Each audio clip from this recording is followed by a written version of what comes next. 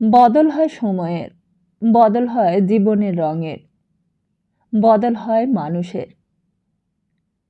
এগুলো আমরা সহজে মেনে নিই, কিন্তু মানুষের চরিত্র বদলানো এটা বোধহয় সবসময় মেনে নেওয়া সম্ভব হয় না।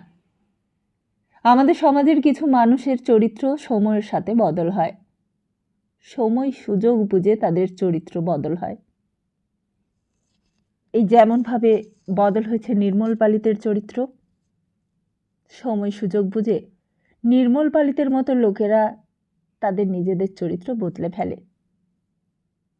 এদেরকেই কি আমরা এক কথায় গিরগিটি রং বদলানো বলি?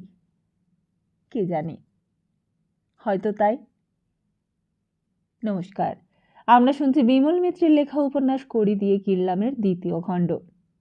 তাহলে আসুন শুনে নিই আজকের পর্ব। সেই দিন নির্মল পালিত হেসেছিল এক শয়তানি হাসি। কিন্তু প্রিয়নাথ মল্লিক রোডের বাড়িতে গিয়ে নির্মল পালিত আবার আরেক মানুষ, আরেক চেহারা তার। মস্ত বাড়িটা যেন ছন্ন ছাড়া হয়ে গেছে। সেই আগেকার মতন আর শৃঙ্খলা নেই যেন কোথাও। দারোয়ানটা গেটের পাশেই একটা খাটিয়া নিয়ে শুয়ে থাকে। আগে তার এমন সাহস হতো না। মামনি কোথায় যেন তেতালার ঘরে চুপ করে বসে থাকে, কেউই টের পায় না। আগেকার সেই ধমকানিও আর নেই। ঝি চাকরেরা আগে উঠতে বসতে বকুনি খেত, গালাগালি খেত। এখন যার যা খুশি তাই করে। পাখিরা ছোলা খেতে পায় কিনা, ঘর ঠিক মতো ঝাড় দেয়া হলো কিনা, বাগানের মালিকটা কাজ করে কিনা, কেউ আর দেখবার নেই। সরকার বাবুরই হয়েছে যত জ্বালা। আস্তে আস্তে দরজার কাছে এসে বলে, মামনি। আবার কি সরকার বাবু? আগে এসেছিলাম ভাড়াটাদের কথা বলতে। ভাড়াটেদের কথা আর বলতে এসো না আমাকে। বলছি না, ছাদ আমি সারাতে পারবো না। সে মামলা করুক আমার নামে। আগে ছাদ নয়, 2 মাসের ভাড়া দেয়নি। 2 মাসের ভাড়া দেয়নি? তা তুমি কি একদিন ঘুমোচ্ছিলে? তবে তোমাকে রাখা কেন? ভাড়া না পেলে তোমার মাইনে থেকে আমি টাকা কেটে নেব, তা বলে রাখছি। যাও এখন, বিরক্ত করো না আমাকে।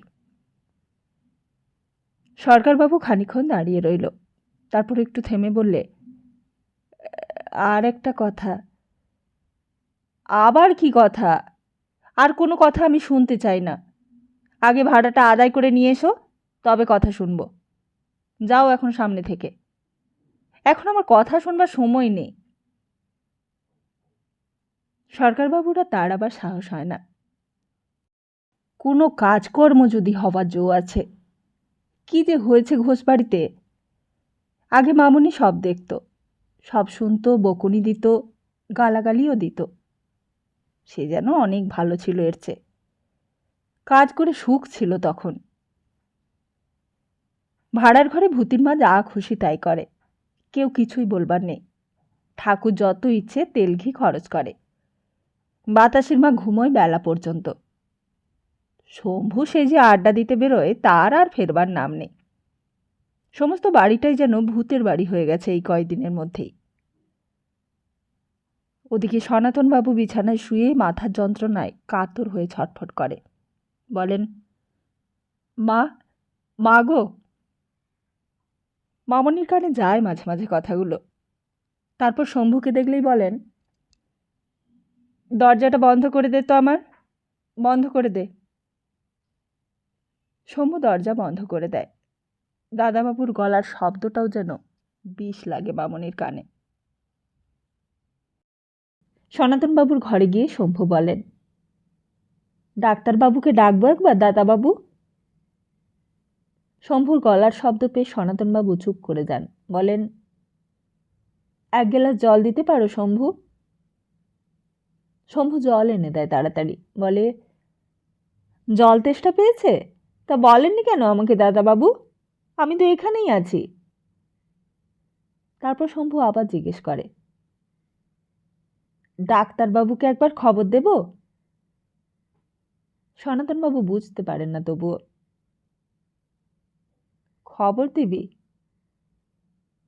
আপনি যদি বলেন তো খবর দিচ্ছি। না, থাক। সনাতনবাবুর কাছে তার অসুখ হওয়াটাই যেন একটা অপরাধের সামিল বলে মনে হয়। শম্ভু খানিকক্ষণ দাঁড়িয়ে থাকে, তারপর বলে, একটু মাথাটা টিপে দেবো আপনার? সনাতনবাবু বলেন, মাথা টিপলে কি সারবে? হ্যাঁ দাদাবাবু, দেখবেন খুব আরাম হবে। মামনির ঘরের বন্ধ দরজার সামনে কৈলাস এসে ডাকে, মামনি।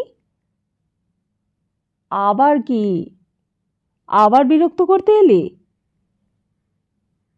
মামনির সব কথাতেই বিরক্তি, সব ব্যাপারেই রাগ।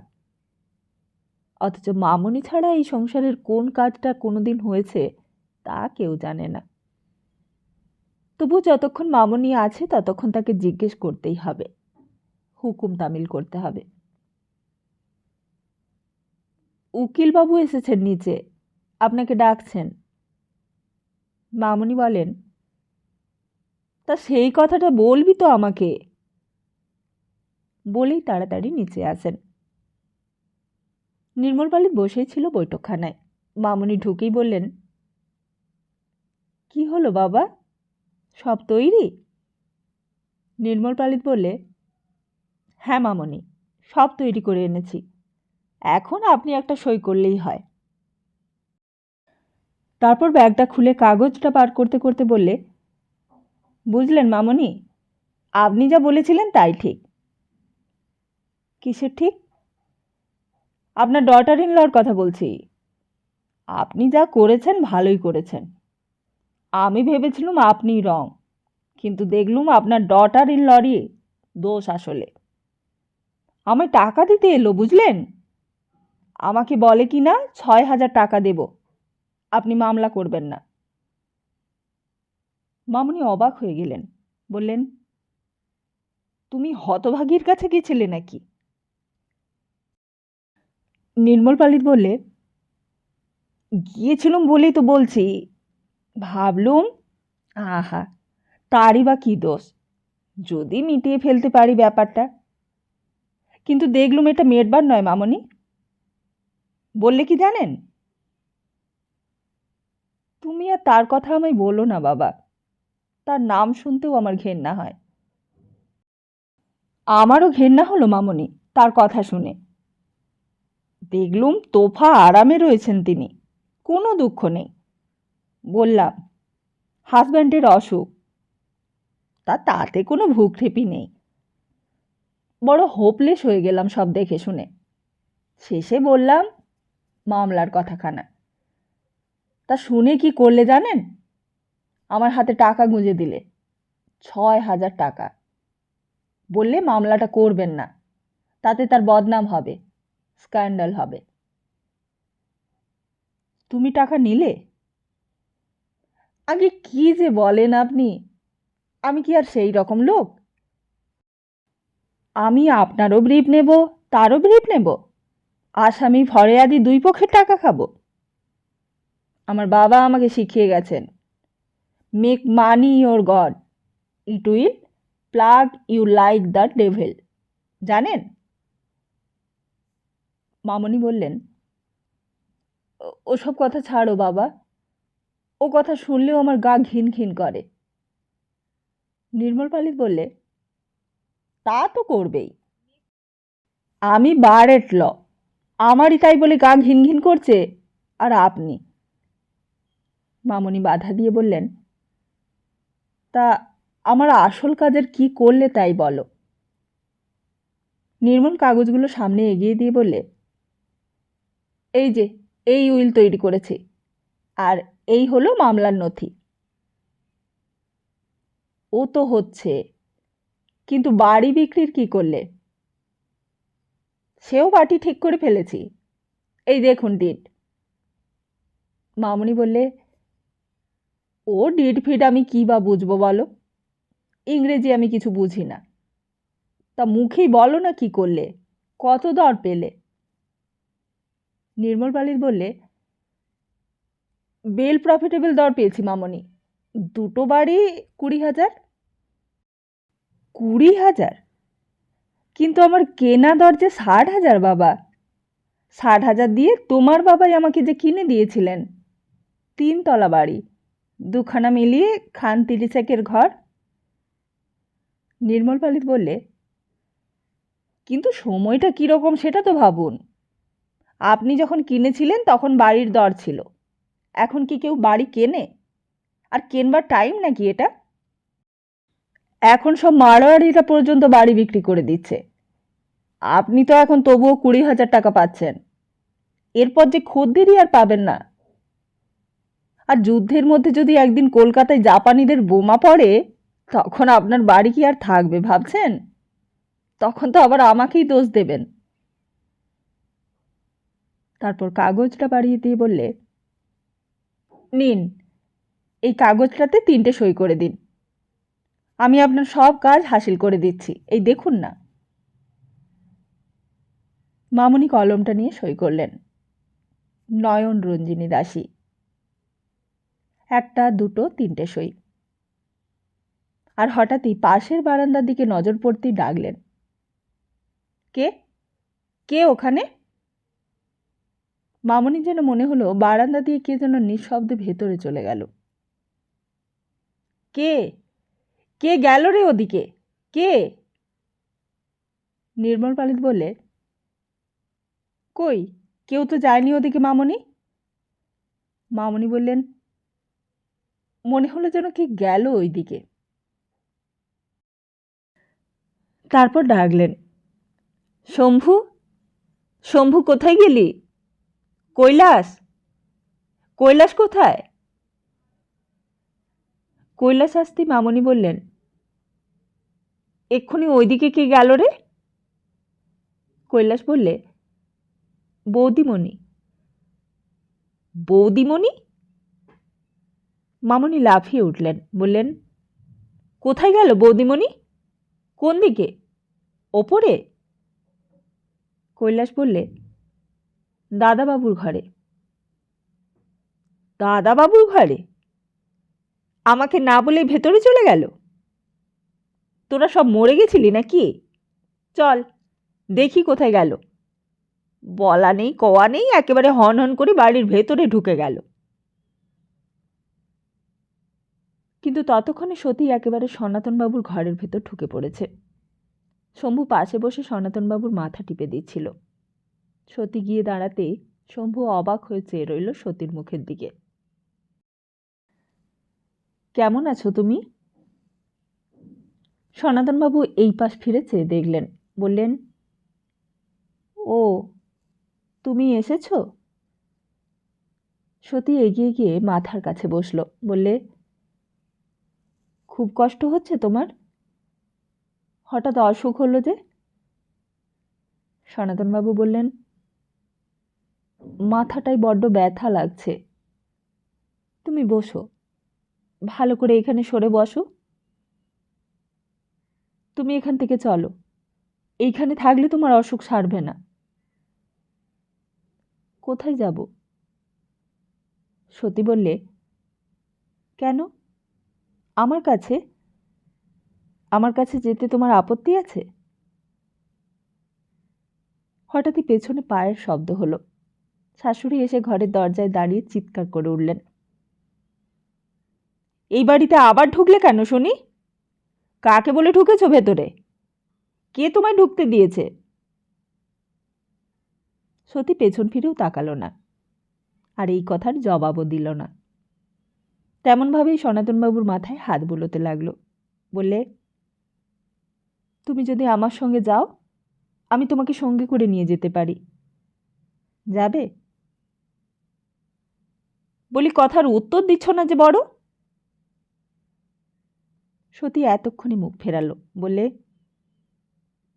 আমি আপনার কোনো কথার উত্তর দেব না, আপনি যা ইচ্ছে তাই করুন গিয়ে।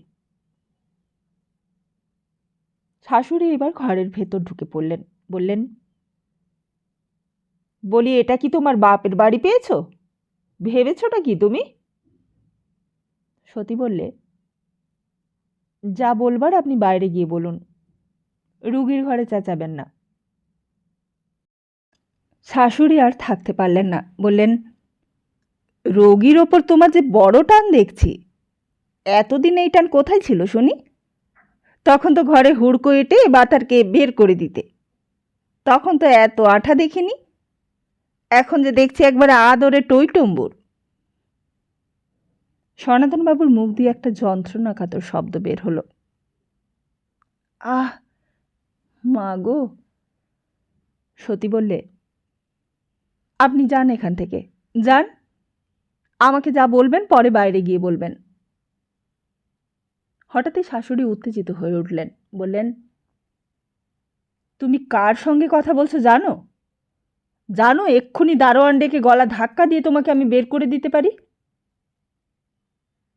যদি বার করতে পারেন তাই করুন না, বাজে বকবক করবেন না। হঠাৎই সনাতনবাবু বাধা দিলেন, বললেন,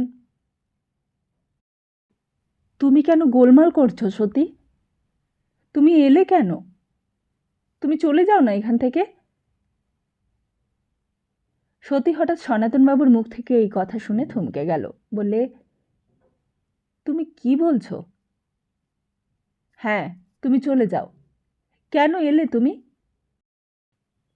আমার বড্ড কষ্ট হচ্ছে। শেষকালে তুমি আমাকে এই কথা বললে? শাশুড়ি বললেন, তা বলবে না? গুণধরীর গুণের কথা জানতে তো আর কারোর বাকি নেই। নিজের মুখ পুড়িয়ে আবার এখন স্বামীর মুখ পোড়াতে এসেছে, লজ্জাও করে না। তুমি চলে যাও সতী, আমি বলছি, তুমি আর এসো না, যাও এখান থেকে। সতী যেন এতক্ষণে নিজের অবস্থাটা বুঝতে পারলে, বললে, আচ্ছা, আমি চলেই যাচ্ছি। বলি দরজার দিকে এগিয়ে গেল। তারপর পেছন ফিরে দাঁড়িয়ে বললে, আমি এখানে থাকতে আসিনি, থাকতে চাইও না আমি তোমাদের বাড়িতে। তোমাদের এখানে থেকে আমার স্বর্গলাভ হবে না তা আমি জানি, কিন্তু আজ একটা কথা বলে রাখছি, এতে কারোরই ভালো হবে না, তোমাদেরও না, আমারও না। তোমাদের আমি ভালোই চেয়েছিলাম, তোমাদের ভালোর জন্যই আমি আমার ভালো চেয়েছিলাম, কিন্তু তোমাদের ভালো করা শিবেরও অসাধ্য। শাশুড়ি বাধা দিয়ে বললেন, যাও যাও, ঢের হয়েছে। সতী ততক্ষণে যেমন এসেছিল তেমনি চলে গেল। তারপর তরতর করে সিঁড়ি দিয়ে নেমে নিচে এলো। খবর পেয়ে বাতাসির মা, ভূতির মা, কৈলাস, ঠাকুর, ড্রাইভার সবাই সিঁড়ির নিচে খিড়কির দরজার আড়ালে দাঁড়িয়েছিল। সবাই দেখলে বৌদিমণি কোনো দিকে না চেয়ে একেবারে সোজা সদর গেটের দিকে বেরিয়ে গেল। নির্মল পালিত বৈঠকখানা ঘরে একলা চুপচাপ মামনির জন্য অপেক্ষা করছিল। অবশ্য অপেক্ষা করবার কিছুই ছিল না, দলিলগুলোতে সই সাবুত যা করবার তা করে নেওয়া হয়েছে। তবুও যাবার আগে তো বলে যেতে হবে, বউবাজারের দুটো বাড়ির ব্যবস্থা হয়ে গিয়েছে, শ্যামবাজারেরটাও ব্যবস্থা করতে হবে এইবার। তারপর কিছু শেয়ারেই বেশ কিছু মোটা রকমের আশা আছে। হঠাৎ মনে হলো মিসেস ঘোষ তরতর করে বারান্দা দিয়ে বাইরের দিকে চলে যাচ্ছে। ঘর থেকে বাইরে বেরিয়ে এসে ডাকলে, মিসেস ঘোষ। সতী একবার নিজের নাম শুনে পেছন ফেললে, তারপর আবার সোজা সদর গেটের দিকে যেমন যাচ্ছিল তেমনি এগিয়ে গেল। বাইরে সদর গেটের সামনে একটা গাড়ি দাঁড়িয়েছিল। সতী দরজা খুলে তার ভেতর গিয়ে উঠল। উঠতেই শম্ভু দৌড়তে কাছে এলো, বললে, বৌদিমণি, তুমি কোথায় যাচ্ছ? সতী কোনোই উত্তর দিলে না। শম্ভু বললে, সেই দাদাবাবু এসেছিল একদিন তোমাকে খুঁজতে বৌদিমণি। কে, দীপু? শম্ভু বললে, হ্যাঁ, আমার জিজ্ঞেস করলে বৌদিমণি কোথায়। আমি বললুম, তা তো জানি না। হঠাৎই সতী একটা টাকা বার করে শম্ভুর হাতে দিলে, বললে, এইটে নে, আর তোর দাদাবাবুকে একটু দেখিস, বুঝলি, একটু দেখিস। তারপর গাড়িটা চলতে আরম্ভ করতেই শম্ভু মাথাটা নিচু করে একেবারে মাটির কাছাকাছি নামিয়ে প্রণাম করলে। কিন্তু যখন মাথা তুলল তখন বৌদিমণি অনেক দূরে চলে গেছে।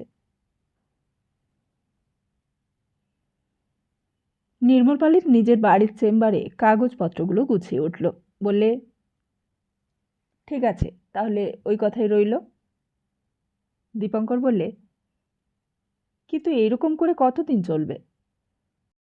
নির্মল বললে, তা আমি কি করে বলবো বল? আমি তো মিটমাট করতে গিয়েছিলাম, আমাকে 6,000 রুপিস ঘুষও দিতে এলো, কিন্তু আমি গাছেরও পারবো তলারও কুড়োবো তেমন লোক তো আমি নই। তেমন করতে পারলে আমি আজ কলকাতা শহরে অনেক প্রপার্টি করতে পারতাম। তাহলে আমার প্রপার্টিতে আজ খায় কে?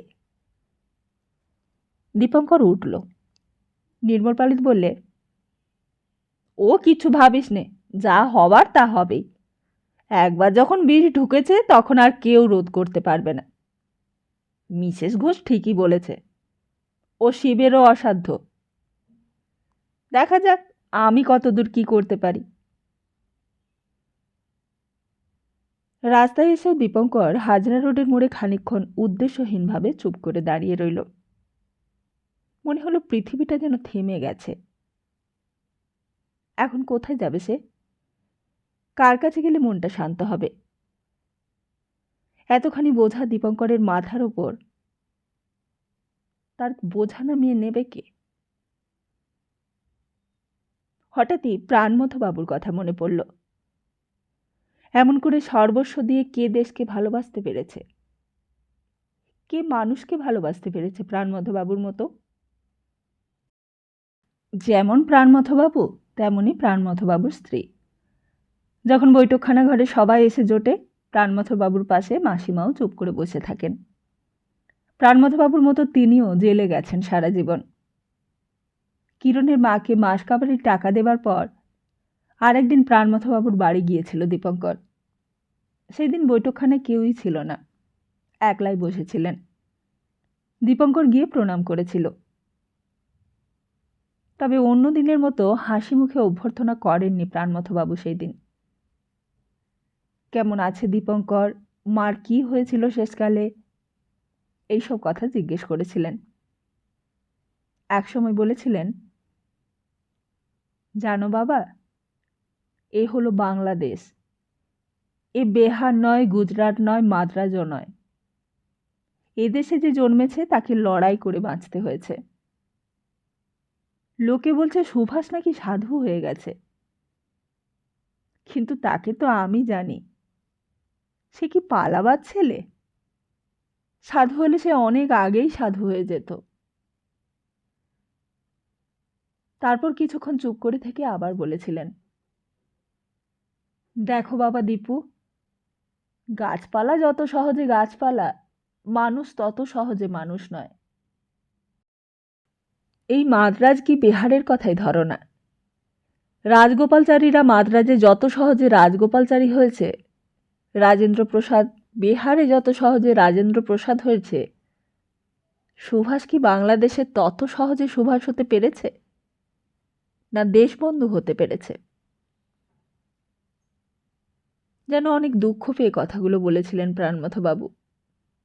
প্রাণমথবাবুর শরীর আরও খারাপ হয়ে গিয়েছিল ইদানিং। চলে আসবার সময় বলেছিলেন, তুমি মাঝে মাঝে এসো বাবা, আমি বড় ব্যস্ত আছি কদিন। খুব কাজ পড়েছে বুঝি স্কুলে?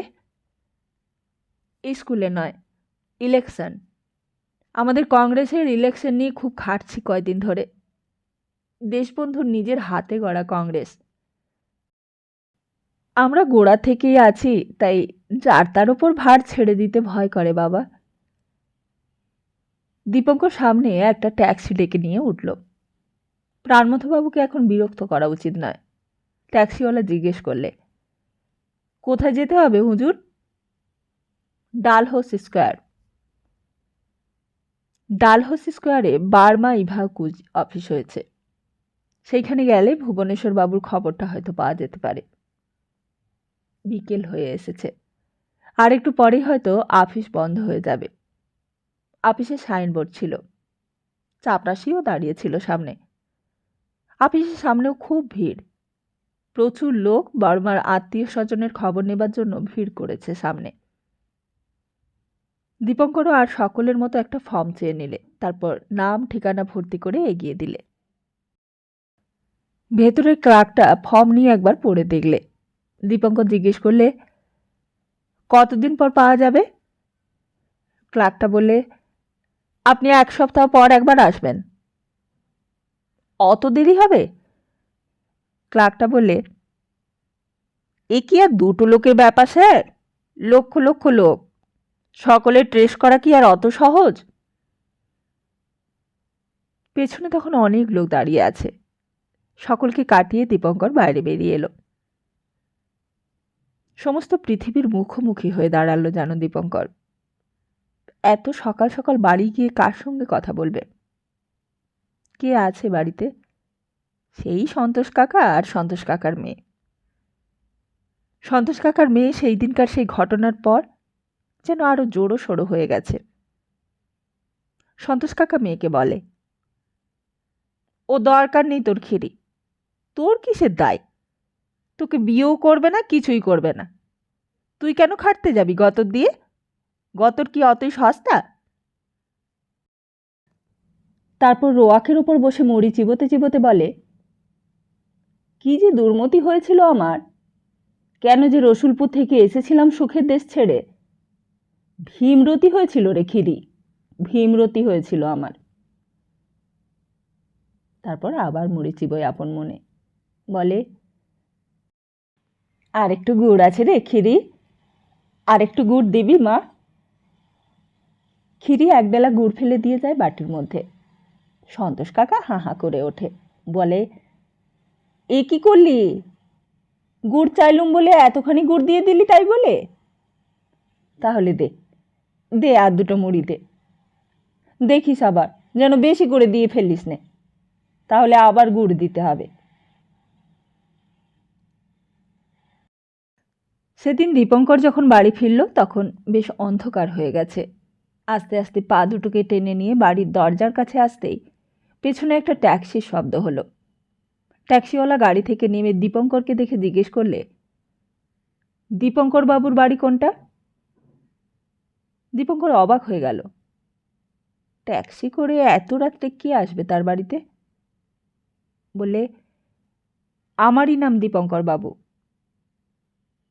গাড়ি থেকে ততক্ষণে একজন ইংরেজ ভদ্রলোক নেমে এসেছে। কোট প্যান্ট টাই পরা, লম্বা চওড়া দশাশই চেহারা। দীপঙ্কর ভদ্রলোককে দেখে এগিয়ে গেল, জিজ্ঞেস করলে, home do you want please? Yes, here I am. Are you? Dipankar তখনও অবাক হয়ে চেয়ে আছে। এত লোক থাকতে দীপঙ্করকে খুঁজতে কলকাতায় এই প্রান্তে এসেছে কেন? কিসের দরকার? কি চায় তার কাছে? ভদ্রলোকের মুখে চুরুট, হাতে একটা পোর্টফোলিও ব্যাগ, ফর্সা ধপধপ করছে মুখের রং।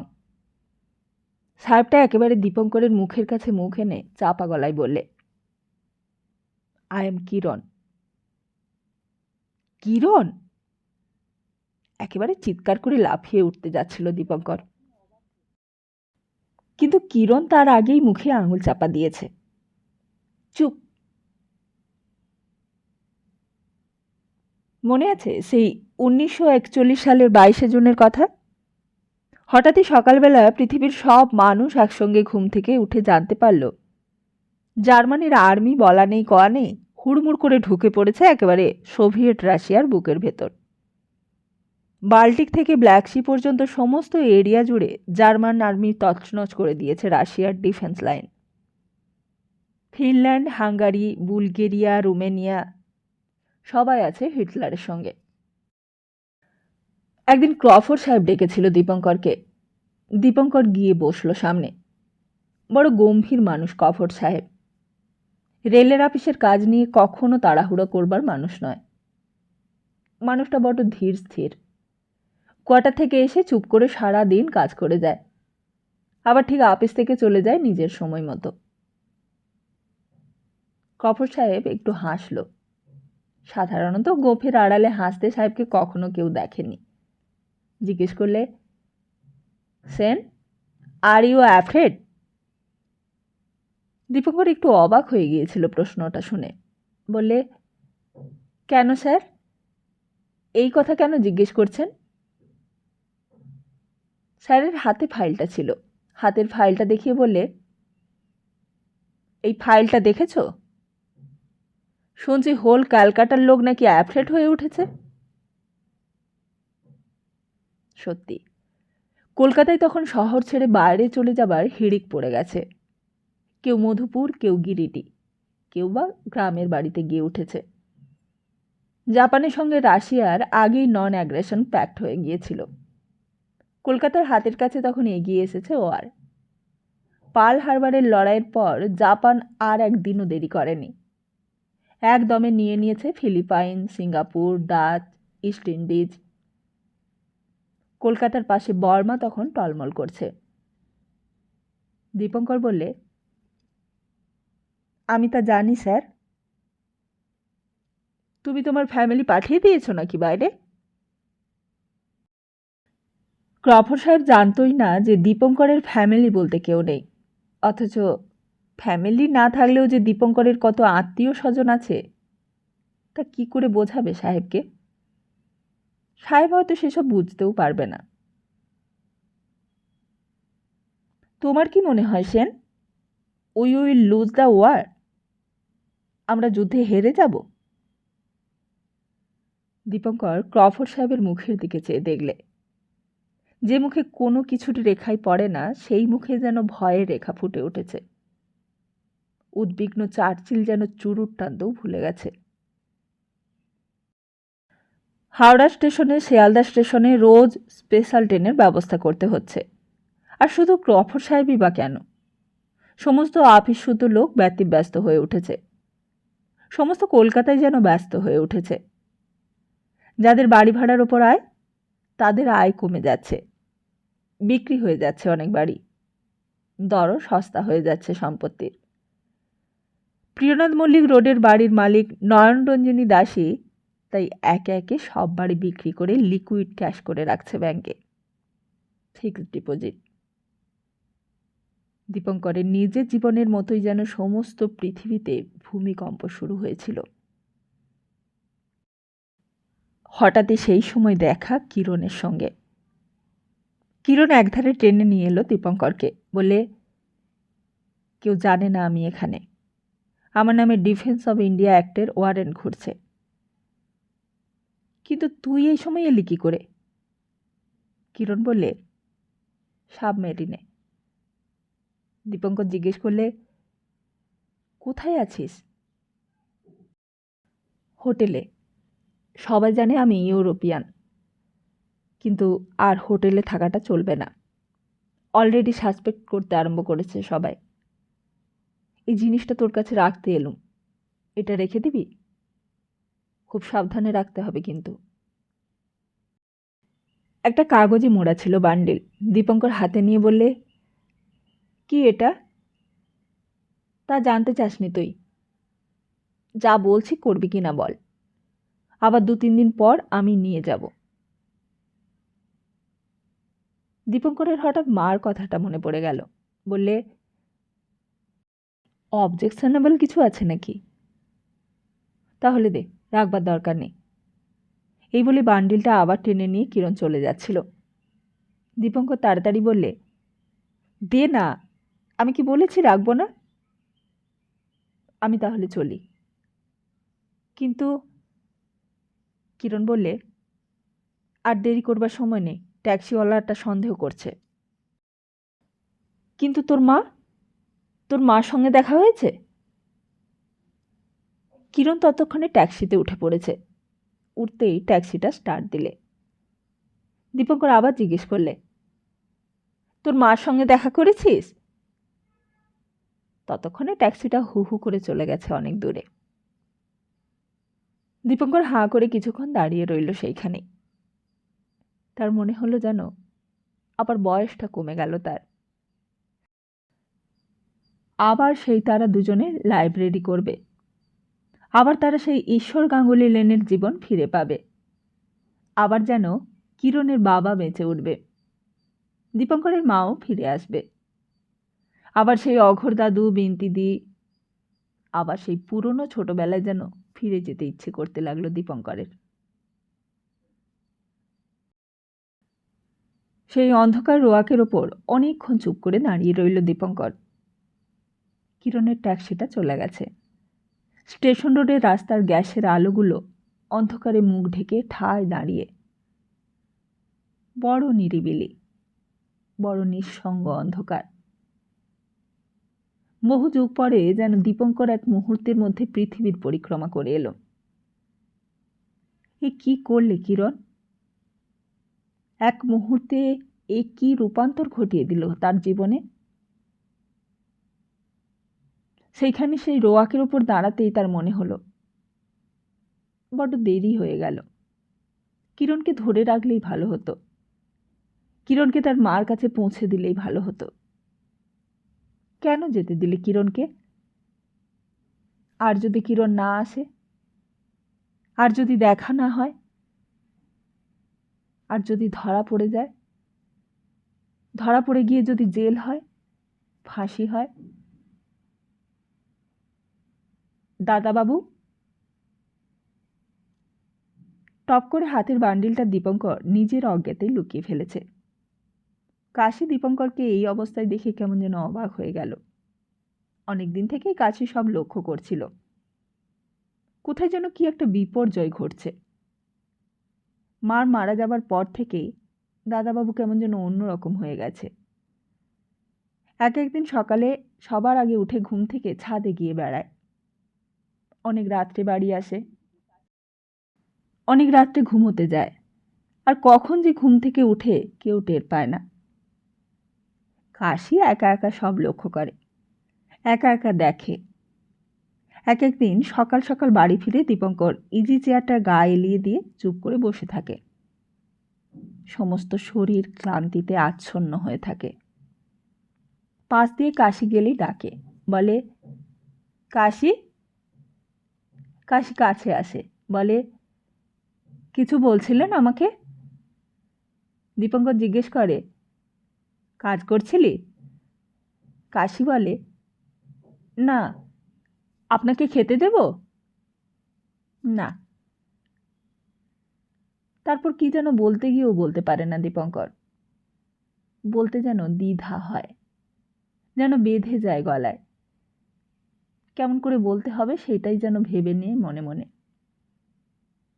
অনেকদিন ধরেই কথাটা ভাবছিল দীপঙ্কর।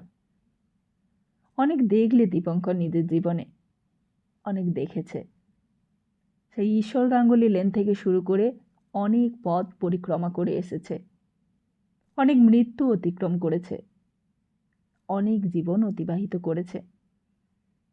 কোথাও কোনো সান্ত্বনা পায়নি, কোথাও কোনো সমাধান পায়নি। এখন মনে হয় একমাত্র কাশির মধ্যেই দীপঙ্কর নিজেকে দেখতে পাবে।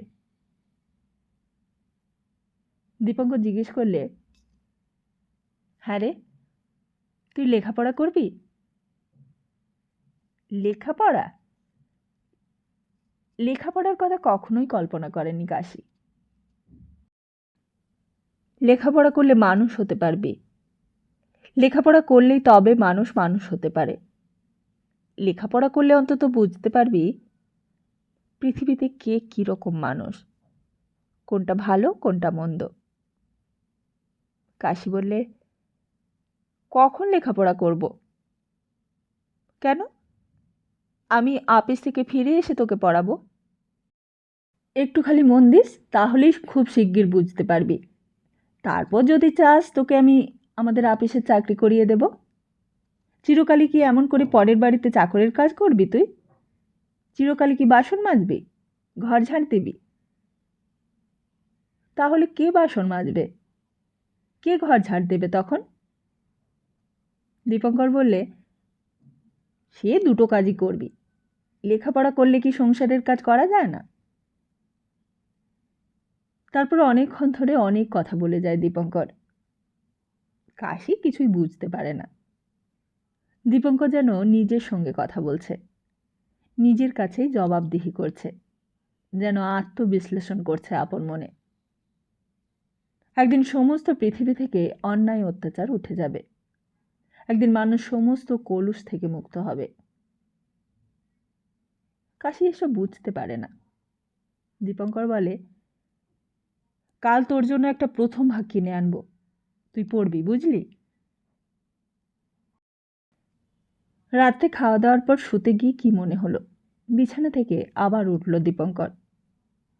সমস্ত নিস্তব্ধ, সবাই ঘুমিয়ে পড়েছে।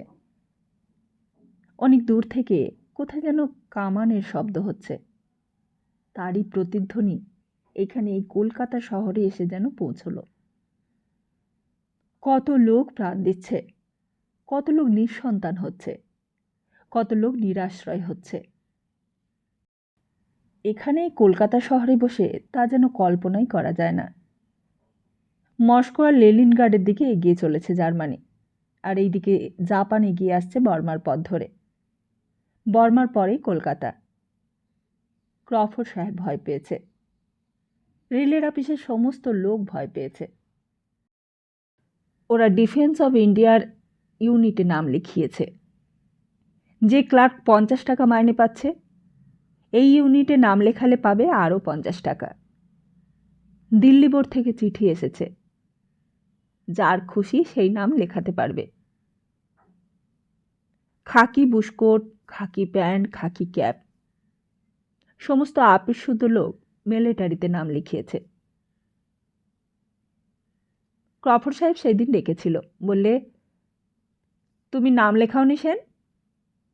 দীপঙ্কর বললে, না স্যার, সবাই আছে, আমি নাইবা থাকলাম। কিন্তু তুমি নাম লেখালে কিংস কমিশন পাবে, লেফটেন্যান্ট হবে, মেজর হবে। দীপঙ্কর বললে, আমি জানি স্যার। তাহলে তুমি কি ভয় পেয়েছ? তুমি কি অ্যাফ্রেড? দীপঙ্কর বললে, ভয় নয়, ঠিক তার উল্টো। আমি ভয় পাইনি বলেই সই করিনি। কিন্তু টাকা? ডিওবাইতে তো সই করলে আরও 150 টাকা এক্সট্রা পাবে। টাকার বেনিফিট তুমি চাও না? সত্যি, জিনিসপত্রের দাম বাড়াবার জন্য ওই পুওর ক্লার্কেরা সবাই মিলিটারিতে নাম লিখিয়েছে, শুধু দীপঙ্করই নাম লেখায়নি। বুড়ো বুড়ো ক্লার্ক, যারা জীবনে সংসার আর চাকরি ছাড়া কিছুই বোঝে না, তারাও সবাই দুপুরবেলা প্যারেড করে, মাঠে সার দিয়ে দাঁড়িয়ে লেফট রাইট করে, রোদে ঘেমে নিয়ে হাঁপায়, শুধু 2 টাকার মুখ দেখতে পাবে বলে। কোথায় রইল কংগ্রেস? কোথায় রইল স্বরাজ? কোথায় রইল মহাত্মা গান্ধী? সবাই টাকার জন্য দাসখত দিয়ে দিলে কাগজে। রেলের আপিসকে আর রেলের আপিস বলে চেনা যায় না, অন্য চেহারা হয়ে গেছে রাতারাতি। সবাই মিলিটারি, সবাই সেপাই, তালপাতার সেপাই সব, টাকার দাস। সুধীরবাবু, মধু, রঞ্জিতবাবু, পাশবাবু, কাউকেই আর চেনা যায় না। মাদ্রাজ আর কলকাতা, রেঙ্গুনি বোমা পড়বার পরেই চেহারা বদলে গেল। দলে দলে 2টো শহরের লোক পালাচ্ছে। শহরের লোক সব হাওড়া আর শিয়ালদা স্টেশনের দিকে ছুটছে। ছেলেরা চুপচাপ বসে থাকে। স্কুল কলেজ বন্ধ, ইউনিভার্সিটিও বন্ধ। কেউ নেই, কোথাও কেউ নেই। সমস্ত পৃথিবীতেই যেন মানুষ নিরাশ্রয়ের মতো আতঙ্কগ্রস্ত হয়ে ছুটছে।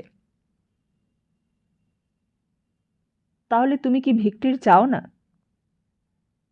ভিক্টরি? কাদের ভিক্টরি? কিসের ভিক্টরি? কেন ভিক্টরি চাইবে দীপঙ্কর? যদি মানুষের জয় হতো, নিশ্চয়ই দীপঙ্কর সেই দলে থাকবে। কিন্তু কই, 5 বছর ধরে চায়নার ওপর বোমা ফেলছে জাপান, তবু তো চাইনিজরা পালায়নি। গ্রেট ব্রিটেনের ওপর জার্মানি তো কত বোমা ফেলেছে, কই এমন করে তো ইংরেজরা পালায়নি সেখান থেকে। তবে কলকাতা থেকে কেন পালায়? কেন তারা অসহায় বোধ করে? কেন তারা অভিভাবকহীন হয়ে গ্রামের মফস্বলে গিয়ে প্রাণের ভয় লুকোয়? সেদিন সন্তোষ কাকা এলো, একেবারে দৌড়তে দৌড়তে ঘরে এসে ঢুকলো। দীপঙ্কর তখন অফিসে যাচ্ছিল। সন্তোষ কাকা বললে, তুমি তো আমাদের যেতে দিলে না রসুলপুরে, এখন এইদিকে কি কাণ্ড হলো তা দেখছো তো? দীপঙ্কর বললে, কি কাণ্ড? কেন, তুমি জানো না নাকি কি কাণ্ড? তুমি জানো না আমার সঙ্গে আবার চালাকি হচ্ছে? দীপঙ্কর একটু চুপ করে রইল, তারপর বললে, কি বলতে চান আপনি? সোজা করে বলুন না। সোজা করে বলুন মানে কি? আমি কি তোমার সঙ্গে ইয়ার্কি করছি বলতে চাও? মানুষের প্রাণ নিয়ে ইয়ার্কি করার সময় নাকি এটে? আমরা গরিব লোক বলে আমাদের প্রাণের কি কোনো দাম নেই ভেবেছ? তার মানে? সন্তোষ কাকা বললে, তোমার না হয় আপিস আছে, যদি বোমা পড়ে তো আমরা কোথায় থাকবো শুনি? আমরা কোথায় থাকবো? আমরা বাপ বেটিতে বেঘরে মারা যাব, এটাই কি তোমার মনোবাঞ্ছা? দীপঙ্কর এতক্ষণে বুঝতে পারলে, বললে, কিন্তু বোমা পড়লে দেশে পালিয়ে গিয়ে কি আর বাঁচতে পারবেন কাকাবাবু? তোমায় আর অত দরদ দেখাতে হবে না বাবাজি, খুব দরদ দেখিয়েছ। তোমার নিজের রান্না খাওয়া চলে যাচ্ছে কি না, তাই আর উচ্চ বাচ্চ করছো না। এদিকে যে পাড়া ফাঁকা হয়ে গেল, পাড়ায় যে আর কেউ নেই, তা আমরা কি এখানে মরতে এসেছি? দীপঙ্কর উত্তর দেবার আগেই সন্তোষ কাকা বাধা দিয়ে বললে, কিন্তু আর আমায় রাখতে পারবে না তুমি, এই বলে রাখছি। আর আমায় ধরে রাখতে পারবে না। আমার মেয়ে আর তোমার আপিসের পিণ্ডি রাঁধতে পারবে না, এই বলে দিলুম। দীপঙ্কর বললে, তা ভাত রান্নাটা তো বড় কথা নয় কাকাবাবু, আমার কাশিই ভাত রাঁধতে পারবে। আপনারা আরাম করে থাকুন না এখানে। বিপদ হলে তো আর আপনার একলার হবে না, সকলেরই হবে। দেশে গিয়ে কী করবেন? সন্তোষ কাকা বললে, তার মানে? দেশে গিয়ে কি করব? তুমি তো বেশ বললে। এইদিকে আমার মেয়ের বয়স হচ্ছে না। লড়াই যদি এখন 10 বছর চলে, তাহলে আমার মেয়ে কি বুড়ো হয়ে থাকবে? তার বিয়ে দিতে হবে না? দীপঙ্কর বললে, বিয়ের জন্য অত ভাবছেন কেন? আমি তো আছি। সন্তোষ কাকা এইবার রেগে উঠল, বললে, এই দেখো, খবরদার বলছি, আমার সঙ্গে তুমি ইয়ার্কি করো না। তোমার সঙ্গে আমার ইয়ার্কি সম্পর্ক নয়। জানো আমি রসুলপুরের দত্ত। এই বলে ঘর থেকে তেড়ে মেরে বেরিয়ে গেল সন্তোষ কাকা। যাবার সময় বলে গেল, আমি দেখাচ্ছি তোমার ইয়ার্কি দেওয়া, আমার সঙ্গে ইয়ার্কি দেওয়া আমি দেখাচ্ছি। এই বলেই চিৎকার করে শাসাতে শাসাতে সন্তোষ কাকা একতলায় নেমে এলো। তারপর সোজা উঠোন পেরিয়ে একেবারে রান্নাঘরে। আয় খিরি, খিরি, এদিকে আয়, এদিকে আয়। হাতা বেড়ি রাখ তো, হাতা বেড়ি রাখ। ক্ষীরতা রান্না করছিল। হঠাৎ সন্তোষ কাকা হাত ধরে টান দিলে, বললে, তোকে আর রাঁধতে হবে না। ক্ষীরতা প্রথমটা অবাক হয়ে গিয়েছিল, তারপর সামলে নিয়ে বললে, বাবা তুমি কি পাগল হয়ে গেলে? সন্তোষ কাকা বললে, না, পাগল হইনি, তবে পাগল হতে আর বেশি দেরি নেই। তুইও পাগল হয়ে যাবি, আর আমিও পাগল হয়ে যাব। ভেবেছে কি সব? আমি মেয়ের বিয়ে দিতে পারি নে? আমার ক্ষমতা নেই? আমি সবাইকে দেখিয়ে দেব রসুলপুরের সন্তোষ দত্ত কি করতে পারে। আমি লঙ্কা কাণ্ড বাঁধিয়ে দিতে পারি, তা জানিস? আমি কিছু বলিনি বলে তাই। খিরি খানিক্ষণ বাবার কথাগুলো শুনতে লাগলো, তারপর বললে, এমন করে চেঁচিও না তুমি। দুটো মুড়ি দিচ্ছি, বসে বসে খাও। কি? মুড়ি দিয়ে তুই আমার মুখ বন্ধ করতে চাস? খাবো না আমি মুড়ি। আমি চুপ করব না। আমি আজ একটা হেস্ত নেস্ত করব। রাখ তুই হাতা বেড়ি, চল আমার সঙ্গে, চল। খিরিকে সন্তোষ কাকা যত টানছে, খিরিও তত ভয়ে পিছু হাঁটে। খিরি বলে, কোথায় নিয়ে যাচ্ছ আমাকে? কোথায় যাব? সন্তোষ কাকা তখনও হাত ছাড়েনি। বলে, চল, রাস্তায় গিয়ে ভিক্ষে করব, তবুও এখানে থাকবো না। ও ভেবেছে আমার থাকবার জায়গা নেই, এই বাড়ি ছাড়া আমার কোনো গতি নেই। কিন্তু তাই বলে কি এই অবস্থায় যাব? হ্যাঁ, যা বলছি তাই শোন। এখনো যে খাওয়া দাওয়া হয়নি তোমার, তুমি ভাত খাবে না? সন্তোষ কাকা বললে, আমি পিণ্ডি খাবো না, উপোস করব, তবুও এখানে আমি থাকবো না। একদিন না খেলে কি হয় শুনি? একদিন না খেলে কি হয়? মরে যায় লোক? মরে যায় না, তুই চলে আয়। খিড়িকে টানতে টানতে সন্তোষ কাকা প্রায় উঠোনের মধ্যিখানে এসে হাজির হয়েছে। তখনও ছাড়ে না। হঠাৎ দীপঙ্কর ওপর থেকে শব্দ পেয়ে একেবারে সিঁড়ি দিয়ে নিচে নেমে এসেছে। একেবারে সন্তোষ কাকার হাতটা ধরে ফেলেছে। বললে, করছেন কি? কি করছেন কাকাবাবু? হাত টানাটানি করছেন কেন? ছেড়ে দিন, ছেড়ে দিন। সন্তোষ কাকার হাতটা জোর করে ছাড়িয়ে দিতেই সন্তোষ কাকা দীপঙ্করের দিকে কেমন কটমট করে চেয়ে রইল খানিকক্ষণ। তারপর বললে, তুমি আমার গায়ে হাত দিলে শেষকালে? শেষকালে তুমি আমার গায়ে হাত দিয়ে হেনস্থা করলে? আচ্ছা, দেখাচ্ছি, দাঁড়াও। বলেই আর কথা নেই বার্তা নেই, একেবারে চিৎকার করতে করতে লাফাতে লাফাতে সদর দরজা দিয়ে রাস্তায় বেরিয়ে গেল। রাস্তার বাইরেও সন্তোষ কাকার চিৎকার শোনা গেল। আচ্ছা, দাঁড়াও, দেখাচ্ছি মজা, মজা টের পাওয়াচ্ছি আমি। তারপর আর সন্তোষ কাকার গলা শোনা গেল না। সেই উঠোনের উপরেই দীপঙ্কর আর ক্ষীরতা তখনও চুপ করে দাঁড়িয়েছিল, যেন দুজনেই হতবুদ্ধি হয়ে গিয়েছিল সন্তোষ কাকার কাণ্ড দেখে।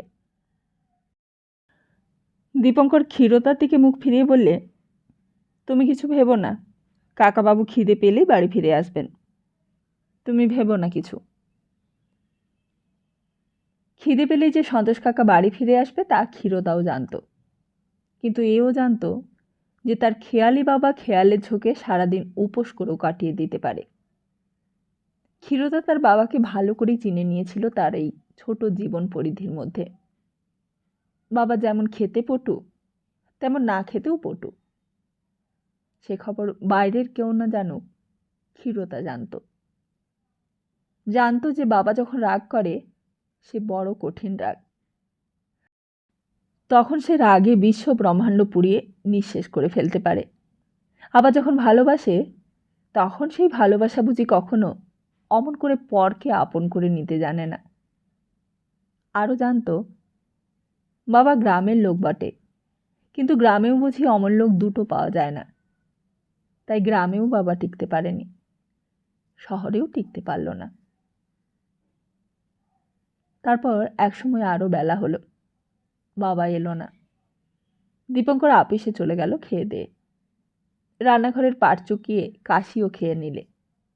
কাশি জিজ্ঞেস করলে, তুমি খাবে না দিদিমণি?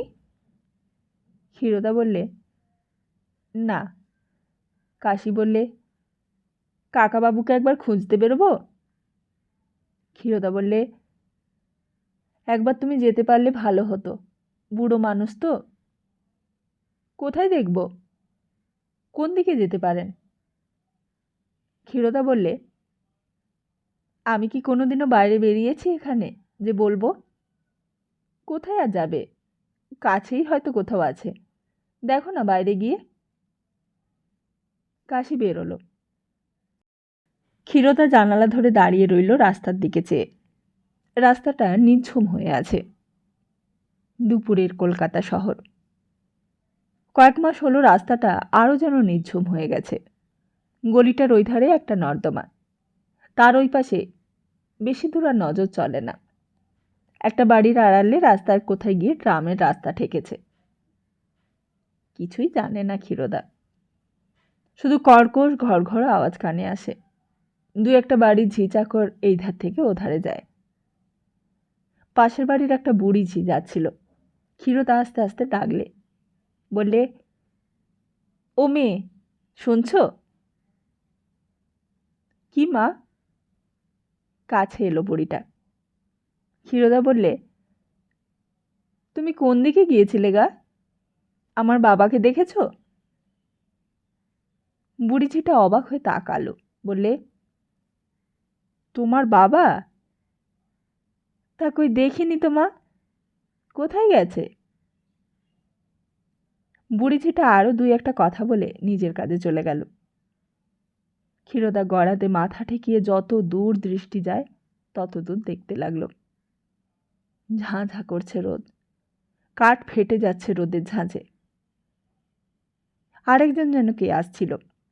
ক্ষীরোদার একবার দ্বিধা হলো, কিন্তু তখন আর উপায় নেই।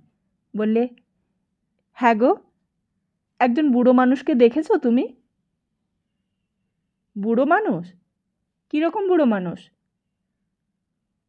সত্যি তো, বুড়ো মানুষ তো সংসারে কতই আছে, রাস্তাতেও তো কত লোক ঘোরাফেরা করছে। কে আর তার সন্ধান রাখছে? কে তার বাবার নাম ধাম চেহারা মুখস্থ করে রেখে দিয়েছে? ক্ষীরোদা আরও অনেকক্ষণ ধরে জানলার বাইরে চেয়ে রইল। মাথার ওপর সূর্য পশ্চিমে ঢলে পড়ল। ঘড়িতে 4টে বাজল, 5টা বাজল, 6টা বাজল। সন্তোষ কাকা আর ফিরে এলো না।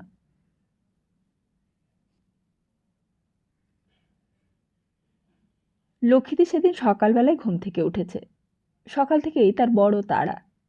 দাতারবাবুও তৈরি হয়ে নিয়েছে। সকাল থেকেই লক্ষ্মীদির দরজার সামনে গাড়ি দাঁড়িয়ে থাকে। সকালবেলাতেই চা চড়ায় কেশব। চা মুখে পড়লেই লক্ষ্মীদির আর জড়তা থাকে না।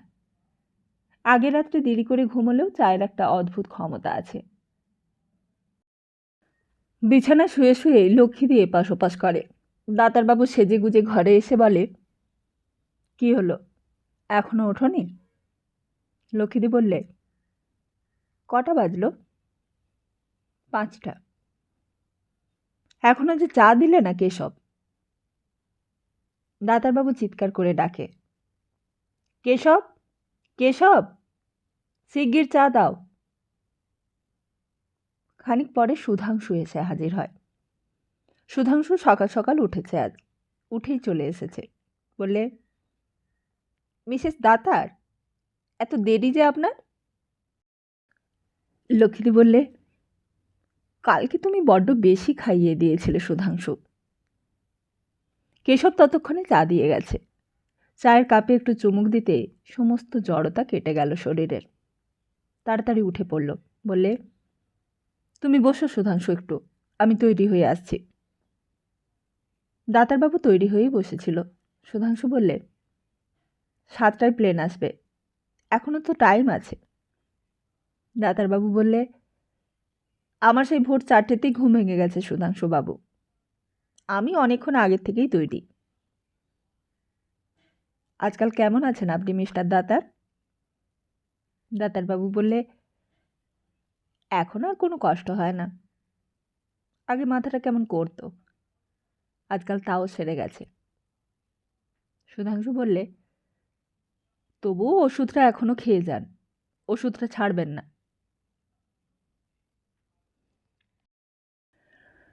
কোথা থেকে যে সুধাংশু ওষুধ এনে দেয়, যে ওষুধ বাজারে কোথাও পাওয়া যায় না, সুধাংশু একটা টেলিফোন করলেই হাতের কাছে এসে যায় সেই ওষুধ। আর শুধু ওষুধই নয়, সব কিছুই সুধাংশুর হাতে নাগালের ভেতর। যে হুইস্কি বাজারের ব্ল্যাকে 80 টাকা 90 টাকা, সেই হুইস্কি 45 টাকা ফেললেই সুধাংশুর কাছে চলে আসে। সুধাংশু বলে, আমাকে শুধু আপনি বলুন না কি চাই আপনার, আমি এক্ষুনি এনে দিচ্ছি। হরলিক্স নেবেন? বাঘের দুধ নেবেন? খাঁটি ঘি নেবেন? এই গড়িয়াহাটের এই বাড়িটায় কি এমন ছিল আগে? দীপঙ্কর একদিন দেখে অবাক হয়ে গিয়েছিল। দীপঙ্কর লক্ষ্মীদির বাড়িতে এসে প্রথমে চিনতেই পারেনি। এ কি বাড়ি, এ কার বাড়ি? তখন বিকেলবেলা দীপঙ্কর বলেছিল, এ হঠাৎ কি হলো লক্ষ্মীদি? লক্ষ্মীদি বলেছিল, বাড়িটা আমরা কিনলুম যে। তুমি এই বাড়ি কিনলে? দীপঙ্করের যেন বিশ্বাসই হওয়ার কথা নয়। যেই বাড়িতে একদিন ভাড়াটে হয়ে এসেছিল সেই বাড়ির মালিক হয়ে বসেছে লক্ষ্মীদি। বাইরে থেকে একেবারে সমস্ত বাড়িটার ভোল বদলে গেছে। নতুন কংক্রিটের হাল ফ্যাশনের বাড়ি, সামনে গ্রিলের গেট দেওয়া, গ্লাস ফিটিং আটা উইন্ডো। দীপঙ্কর বলেছিল, এত সিমেন্ট কোথায় পেলে এখন? লক্ষ্মীদি বলেছিল, কেন, সুধাংশু আছে না আমার, ভাবনা কি? তা কত দিয়ে বাড়িটা কিনলে? সত্যি সত্যি লক্ষ্মীদির অনেক স্বাদ ছিল জীবনে। স্বামী হবে, সংসার হবে, টাকা হবে, বাড়ি হবে, গাড়ি হবে, ছেলে হবে, সব হয়েছে, সবই হয়েছে লক্ষ্মীদির। লক্ষ্মীদি যা কিছু চেয়েছিল সমস্তই পেয়েছে, আর কিছুই হতে বাকি নেই। এখন তোমার ছেলের কোন ক্লাস হলো? হঠাৎ যেন মনে পড়ল, বললে, মানস, মানস তো আসছে রে কলকাতায়, তোকে বলতেই ভুলে গেছি। তারপর একটু থেমে বলেছিল, জানিস দীপু, সেই ছোটবেলা থেকে মানুষকে দূরে সরিয়ে রেখেছি, একদিনের জন্য কাছে আনতে পারিনি। বরাবর কষ্ট করে টাকা পাঠিয়ে দিয়েছি সেইখানে, কিন্তু কাছে এনে রাখতে কখনো সাহস পাইনি। কেন? লক্ষ্মীদি গলা নিচু করে বলেছিল, ছি, তুই বলিস কি? আমি মা হয়ে কি ছেলেকে এখানে আসতে বলতে পারি কখনো? এই জুয়া, হুইস্কি আর এসব পাপের মধ্যে? দীপঙ্করের চোখের সামনে লক্ষ্মীদির যেন আরেক রূপ ফুটে উঠেছিল। লক্ষ্মীদি আরও বলেছিল, আমি তো জানি আমি কি, আমি তো জানি আমি কিভাবে টাকা রোজগার করেছি, কিভাবে শম্ভুকে সারিয়ে তুলেছি, কিভাবে ছেলে মানুষ করেছি। তুইও তা কিছু কিছু জানিস, তাই তো ছেলেকে বরাবর বাইরেই রেখেছিলাম। তোমার ছেলেকে আমি কখনো দেখিনি লক্ষ্মীদি। দেখবি কি করে? আমি কি আর দেখেছি? শুধু মাঝে মাঝে কয়েকবার গিয়েছিলাম ছেলেকে দেখতে, তার ভ্যাকেশনের সময় পর্যন্ত তাকে অন্য জায়গায় পাঠিয়ে দিয়েছি, তবু এখানে আসতে দিইনি। লিখেছি, তোমার বাবার খুব অসুখ, এখানে এলে তোমার অসুবিধে হবে। কিন্তু এমন করে আর কতদিন আটকাতে পারবো বল? একদিন তো মানুষ বড় হবে, একদিন তো মানুষ সব বুঝতে শিখবে, সব জানতে পারবে। তখন? দীপঙ্কর এই কথার কিছুই উত্তর দিতে পারেনি। তারপর লক্ষ্মীদি আবার বলেছিল, এইবার মানুষ লিখেছে, এবার এখানে আসবেই।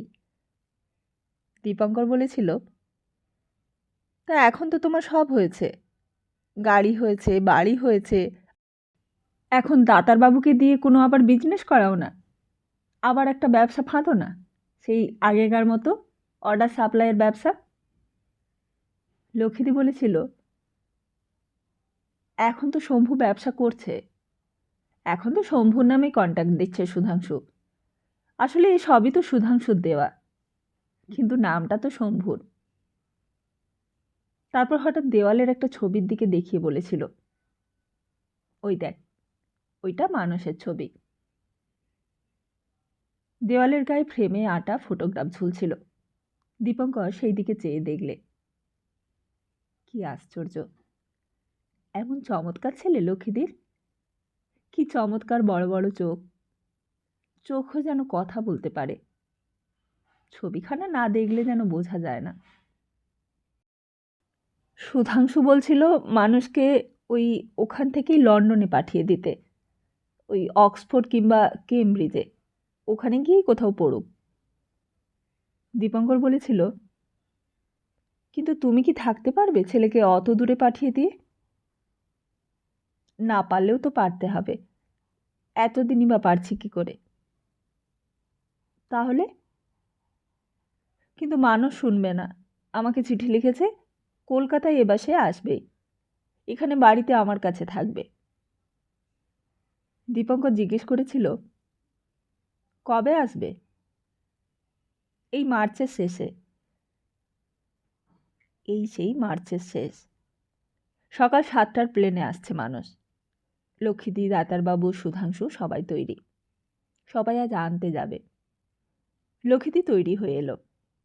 ডার্ক গ্রিন রঙের ব্লাউজের ওপর লাইট ইয়েলো কালারের শিফন শাড়ি। সুধাংশু বললে, রেডি? রেডি। হঠাৎই লক্ষ্মীদির কি যেন একটা কথা মনে পড়ে গেল। এতদিন পর খোকা আসছে, মার কাছে আসছে। লক্ষ্মীদি বললে, দাঁড়াও সুধাংশু, আমি আসছি, 1 মিনিট। এই বলেই লক্ষ্মীদি আবার পাশের ঘরে চলে গেল। তারপর 5 মিনিটের মধ্যে আবার ঘরে এসে ঢুকেছে। বললে, চলো চলো, আর টাইম নেই।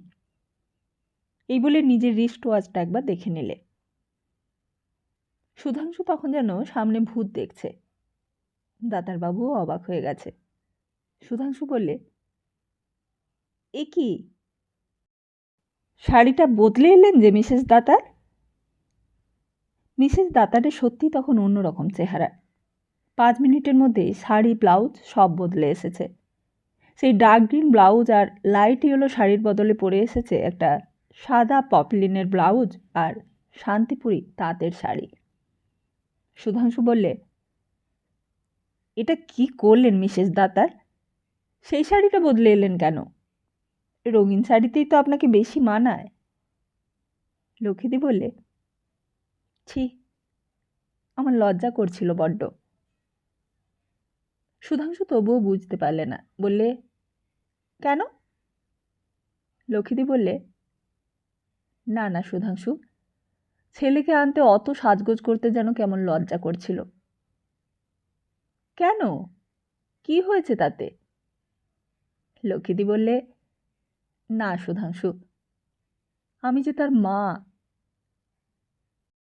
তারপর গাড়িতে উঠেই লক্ষ্মীদি বললে, চলো আগে দীপুর বাড়িতে যাই, দীপুকেও সঙ্গে করে নিয়ে যাব, ও মানুষকে দেখবে বলেছিল।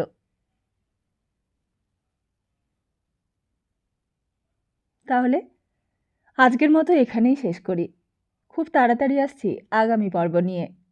সঙ্গে থাকুন। নমস্কার।